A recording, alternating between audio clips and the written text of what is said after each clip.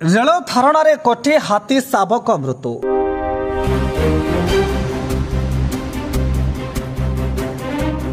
सुंदरगढ़ जिला के बलांग थाना अंतर्गत रक्सी रेलवे साइडिंग निकट में एक मालवाही ट्रेन धक्का हाथी शावकर मृत्यु होईछि। शनिवार विलंबित राति रे रक्सी रेलवे साइडिंग राउरकेला अभिमुखे जाउथिबा मालवाही ट्रेन धक्का क्षत विक्षत होई छिटिकी पड़िथिला।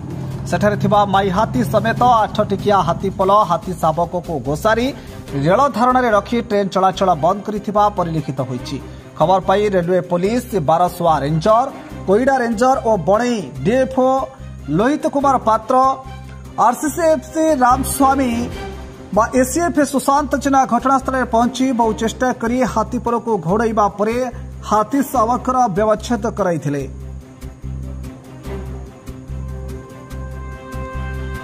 सुंदरगढ़ कोईडारू जितेंद्र पलाईं की रिपोर्ट न्यूज 24 ओडिशा।